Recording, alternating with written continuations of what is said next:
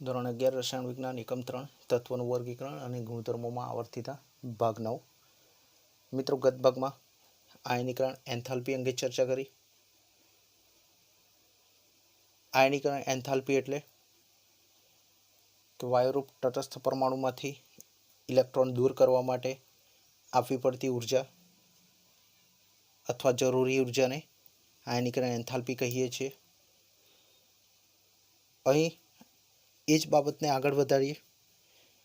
એક અલગ ટ્રેન્ડ છે અહીં કે સોડિયમની પ્રથમ આયનીકરણ એન્થાલ્પીનું મૂલ્ય એ મેગ્નેશિયમની પ્રથમ આયનીકરણ એન્થાલ્પીના મૂલ્ય કરતાં ઓછું છે.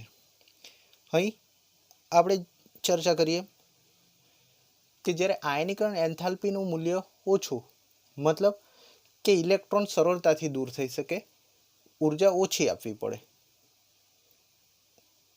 ઓકે, એનું વર્ણન કંઈક આ રીતે કર્યું છે કે આયનીકરણ enthalpy of the sodium is less than ionization enthalpy of the magnesium. ઉદાહરણમાં અહીં ઇલેક્ટ્રોનીય સંરચના વિશે સમજીશું. તો સોડિયમ, જેનો પરમાણુ ક્રમાંક 11 છે, આથી એની ઇલેક્ટ્રોનીય સંરચના 1s2, 2s2, 2p6, 3s1 થશે. હવે મેગ્નેશિયમ, જેનો પરમાણુ ક્રમાંક 12 છે, એની ઇલેક્ટ્રોનીય સંરચના 1s2, 2s2, 2p6, 3s2 થશે. તો સૌથી બાહ્યતમ કક્ષામાં આપણે જોઈએ તો સોડિયમમાં અર્ધપૂર્ણ ભરાયેલ કક્ષક છે અને મેગ્નેશિયમ, જેમાં 3s કક્ષક એ પૂર્ણ ભરાયેલ કક્ષક છે.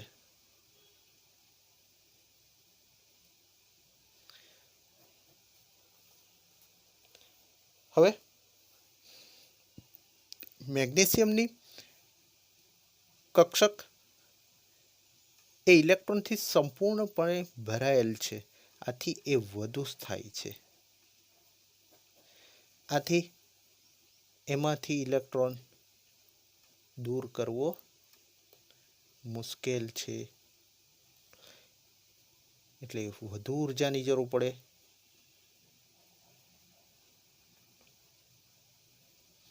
જ્યારે આ તરફ જોઈશું તો સોડિયમ, કે જેની કક્ષક એ અર્ધપૂર્ણ ભરાયેલ છે, તો આ તરફ ઇલેક્ટ્રોન સરળતાથી દૂર થઈ જશે, એટલે ઓછી શક્તિની જરૂર પડશે.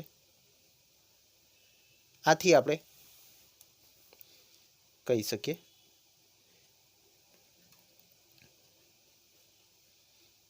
તો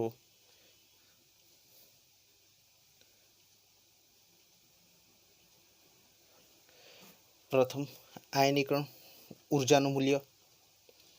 હવે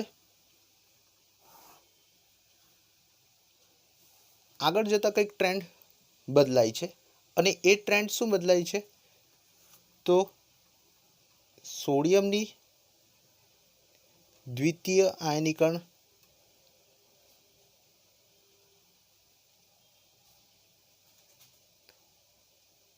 એન્થાલ્પી નું મૂલ્ય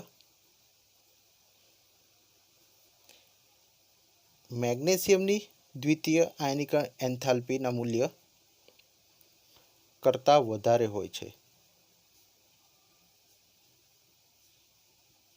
શા માટે?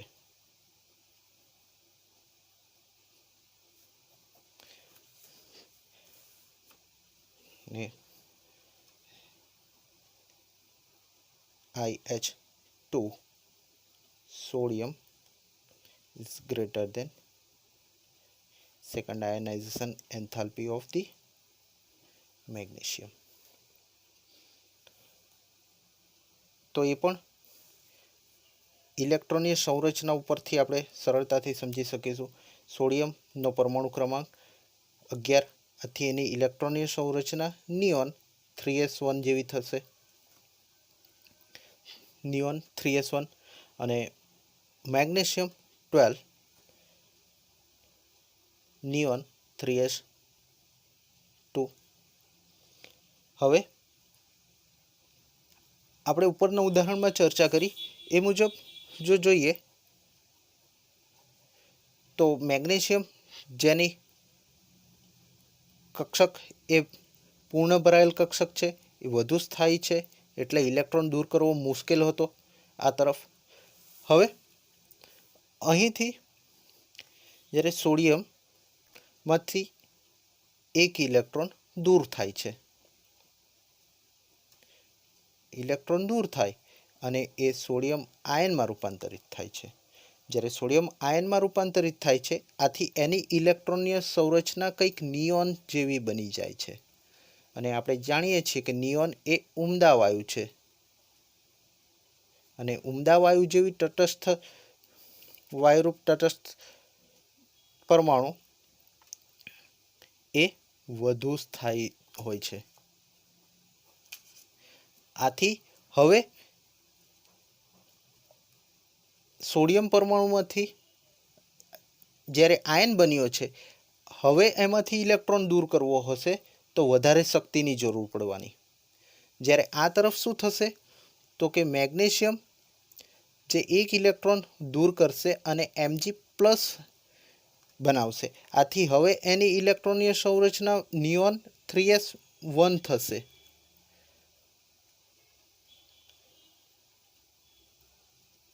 આથી ફરી પાછું ઇલેક્ટ્રોન દૂર કરવું હશે તો મેગ્નેશિયમ પ્લસમાંથી એક ઇલેક્ટ્રોન સરળતાથી દૂર થઈ શકશે, જ્યારે સોડિયમ આયનમાંથી ઇલેક્ટ્રોન દૂર કરવા માટે વધુ શક્તિની જરૂર પડશે। આથી આપણે એવું કહી શકીએ છીએ કે સોડિયમની દ્વિતીય આયનીકરણ એન્થાલ્પીનું મૂલ્ય એ મેગ્નેશિયમના દ્વિતીય આયનીકરણ એન્થાલ્પીના મૂલ્ય કરતાં વધારે હોય છે। ત્યારબાદ આપણે મિત્રો ચર્ચા કરીશું એક અન્ય સવાલની કે સમૂહમાં ઉપરથી નીચે તરફ જઈએ છીએ ત્યારે મુખ્ય સમૂહના તત્વમાં આયનીકરણ એન્થાલ્પીનું મૂલ્ય કયા પરિબળને કારણે ઘટે છે। આપણે આગળ પણ ચર્ચા કરી છે કે જ્યારે સમૂહમાં ઉપરથી નીચે તરફ જઈએ છીએ ત્યારે આયનીકરણ એન્થાલ્પીનું મૂલ્ય કેમ ઘટે છે, પણ મુખ્ય સમૂહના તત્વ અહીં મુખ્ય સમૂહ એટલે સમૂહ 1 અને 2 ના તત્વ। સમૂહ 1 જેમાં lithium, sodium, potassium, rubidium, caesium, francium જેવા તત્વોનો સમાવેશ થાય, જ્યારે સમૂહ 2 જેમાં beryllium, magnesium, calcium, strontium, barium, radium વગેરેનો સમાવેશ થાય। તો અહીંથી આપણે જો આવર્તી વલણ જોઈએ છીએ તો શું છે, એક તો પરમાણુ ક્રમાંકમાં ક્રમશઃ વધારો જોવા મળે છે, પરમાણુ ક્રમાંકમાં ક્રમશઃ વધારો જોવા મળે છે, મતલબ પરમાણુય કદમાં પણ અહીં વધારો થાય છે। આમ આ તરફ જો પહેલું પરિબળ અસર કરતું હોય, અસરકારક પરિબળ, તો એ છે પરમાણુય કદ। બીજું પરિબળ છે શિલ્ડિંગ અસર।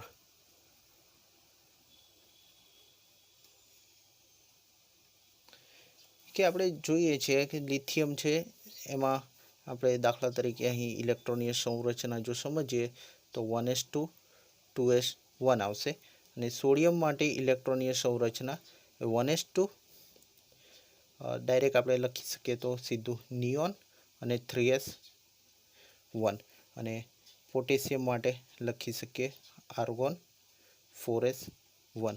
તો આપણે જોઈએ છીએ તો કે કક્ષામાં ક્રમશઃ વધારો થતો જોવા મળે છે. આથી એનું કેન્દ્ર અને સંયોજકતા ઇલેક્ટ્રોન વચ્ચેનું જે અંતર છે એ અંતર પણ વધતું જાય છે. અને સાથે સાથે આ તરફની જે અંદરની કક્ષા છે એ શિલ્ડિંગ અસરમાં વધારો થતો જાય છે. આમ આંતરિક ઇલેક્ટ્રોનને કારણે એની કેન્દ્ર તરફની જે શિલ્ડિંગ અસર છે એ વધે છે. અને ત્રીજું પરિબળ એ છે કેન્દ્રીય વીજભાર. કેન્દ્રીય વીજભાર અહીં આપણે જોઈએ છીએ તો ક્રમશઃ પરમાણુ ક્રમાંક વધે છે, મતલબ કે પ્રોટોનની સંખ્યા વધતી જાય છે. એટલે અસરકારક કેન્દ્રીય વીજભાર વધે છે, જે બાહ્યતમ કક્ષામાં રહેલ ઇલેક્ટ્રોન અને કેન્દ્ર તરફનું આકર્ષણ આ તરફ જોઈએ છે તો ક્રમશઃ ઘટી જાય છે, કારણ કે અહીં જે કક્ષા છે એ કક્ષા વધે, અંતર પણ વધે, આથી ઇલેક્ટ્રોન સરળતાથી દૂર થઈ શકશે.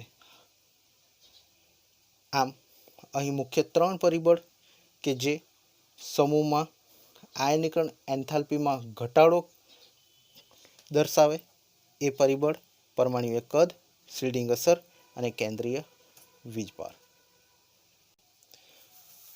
ત્યારબાદ આપણે શરૂઆતમાં પણ ચર્ચા કરી એ મુજબ કે એક ઇલેક્ટ્રોન દૂર કરવા માટે આપવી પડતી ઉર્જા, જેને પ્રથમ આયનીકરણ ઉર્જા કહીએ છીએ, 2 ઇલેક્ટ્રોન દૂર કરવા હોય તો તેને દ્વિતીય આયનીકરણ ઉર્જા કહીએ છીએ. તો આ જે આયનીકરણ એન્થાલ્પીનો જે ક્રમ છે એ તૃતીય આયનીકરણ enthalpy greater than second greater than first ionization enthalpy. તો તૃતીય આયનીકરણ એન્થાલ્પીનું મૂલ્ય વધારે હશે જ્યારે આ ઓછું હશે. શા માટે? અથવા તો જે ઓર્ડર છે, આ જે ક્રમ છે આયનીકરણ એન્થાલ્પી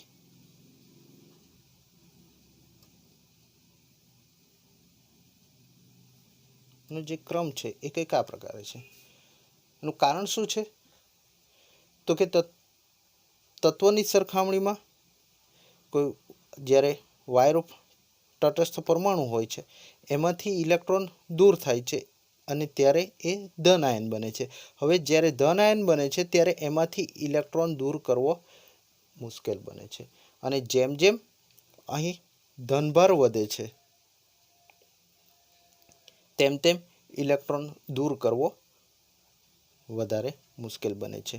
આપણે સોડિયમમાં પણ અહીંયા જોઈ શકીએ છીએ તો કે સોડિયમ કે જેની પરમાણુ ઇલેક્ટ્રોનની સંરચના કંઈક નિયોન 3s1 છે. આથી એમાં પહેલી, બીજી અને 3 કક્ષા છે. હવે જ્યારે સોડિયમ આયન બને છે ત્યારે શું થાય છે? તો કે આ જે ત્રીજી કક્ષા છે, ત્રીજી કક્ષા દૂર થઈ જાય. આમ શું થયું? તો કે કેન્દ્ર અને ઇલેક્ટ્રોન વચ્ચેનું જે આકર્ષણ છે એ આકર્ષણ વધ્યું. આથી હવે ઇલેક્ટ્રોન અહીંથી દૂર કરવો હશે તો વધારે શક્તિની જરૂર પડશે. એટલા માટે અહીં આપણે કહી શકીએ કે તત્વની સરખામણીમાં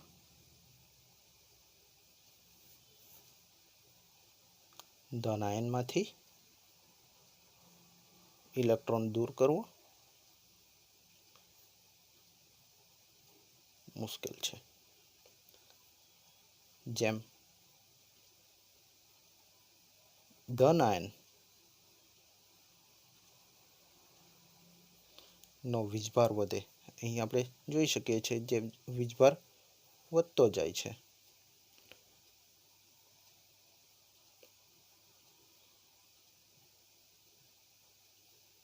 તેમ ઇલેક્ટ્રોન દૂર કરવો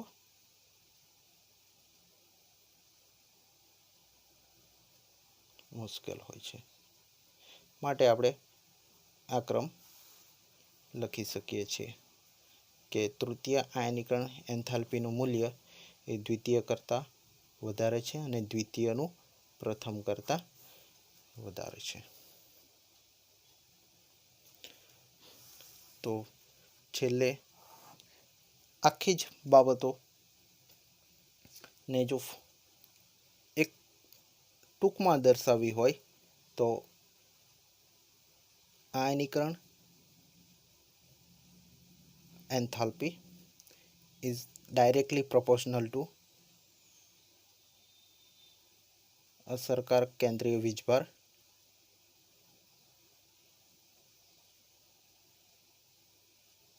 is inversely proportional to screening effect અથવા સ્ક્રીનિંગ અસર અને છેલ્લે આ તરફ આવર્ત આ તરફ આયનીકરણ એન્થાલ્પી લેફ્ટ ટુ રાઈટ જતાં વધે અને આ તરફ સમૂહ જેમાં અપ ટુ ડાઉન ઉપરથી નીચે તરફ જતાં ઘટે આયનીકરણ એન્થાલ્પી. એટલે આ બે બાબત ખાસ ધ્યાન પર રાખવી જરૂરી છે. Next time electron gain enthalpy electron પ્રાપ્તિ એન્થાલ્પી અંગે ચર્ચા કરીશું. Thank you very much.